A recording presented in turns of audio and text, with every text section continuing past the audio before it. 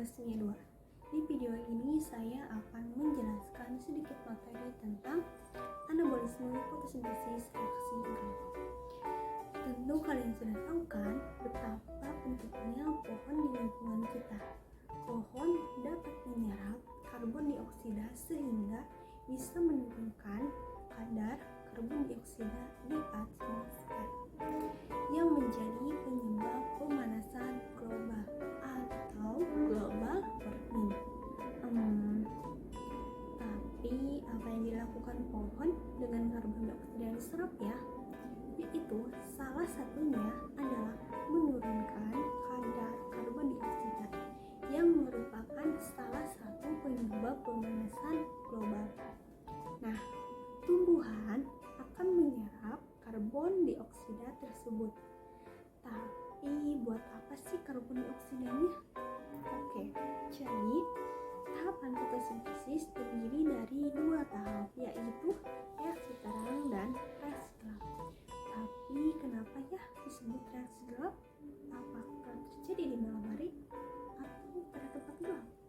Oke, tahapan selanjutnya dari fotosintesis setelah reaksi terang adalah reaksi gelap.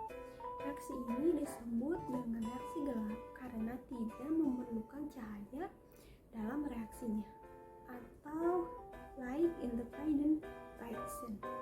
Jadi tidak adanya cahaya tidak ada pengaruhnya bagi reaksi ini. Reaksi gelap terjadi pada stroma. Nah, di reaksi gelap akan menggunakan bahan-bahan berupa ATP, NADPH, dan CO2 atau sering kita sebut dengan karbon dioksida. ATP dan NADPH berasal dari reaksi sebelumnya, yaitu reaksi terang.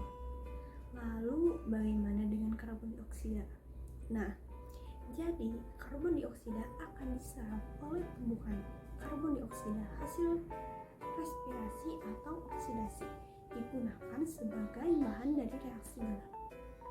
Tujuan dari penyerapan karbon dioksida oleh tumbuhan dan organisme autotrof lainnya karena karbon dioksida digunakan untuk bahan fotosintesis, tepatnya pada tahap reaksi gelap yang akan menghasilkan makanan bagi tumbuhan tersebut maupun bagi organisme autotrof lainnya. Nah, perlu kalian tahu nih, reaksi gelap terjadi melalui 3 tahap, yaitu tahap fiksasi karbon, tahap reduksi, dan tahap regenerasi RUP. Kalian penasaran kan gimana sih detail dari proses tahapan-tahapan tersebut? Nah, reaksi gelap ini disebut sebagai siklus Calvin-Benson.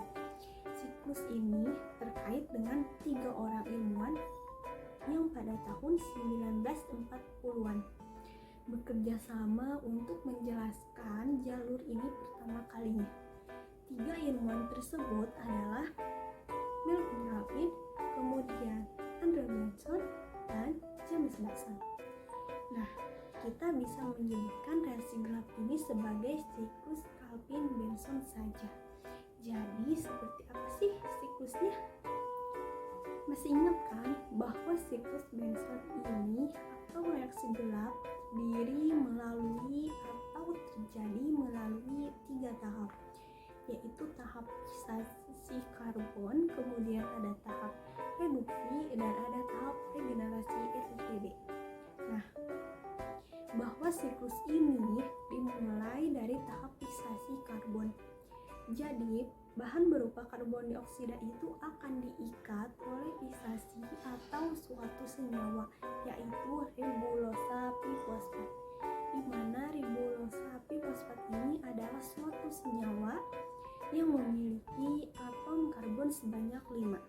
Proses pengikatan ini dikatalisis oleh suatu enzim bernama Rubisco dari singkatan ribulosa bifosfat karbonsilase oksigenase. Ketika CO2 sudah diikat oleh RUPB atau ribosa bifosfat, akan menghasilkan senyawa intermediate berkarbon 6.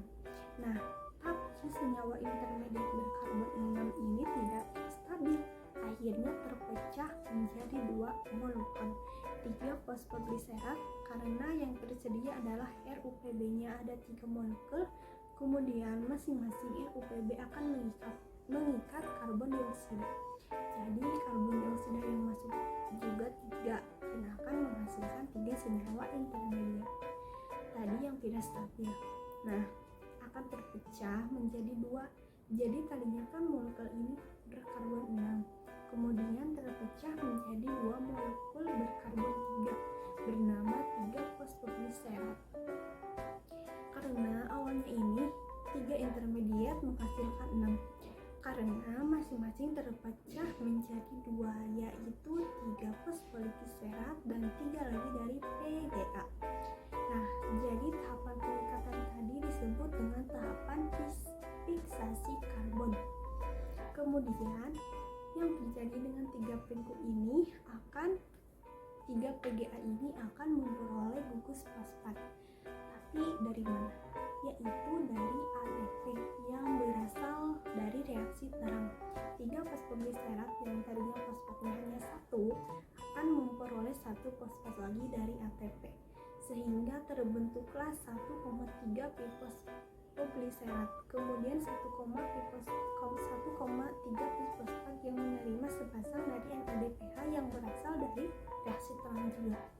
Jadi elektron tersebut akan mereduksi 1,3 bifosfatgliserat menjadi gliseraldehid 3 fosfat atau PGAL. Tahapan inilah yang disebut dengan reduksi. Jadi terjadi reduksi dari PGA menjadi PGAL, di mana tahapan reduksi itu diawali dengan 3 fosfogliserat atau PGA yang menerima ATP. Kemudian dia menerima elektron sehingga jadilah gliseraldehid 3 fosfat atau PGAL. PGAL ini akan dilepaskan dari siklus untuk membentuk glukosa maupun karbohidrat lainnya.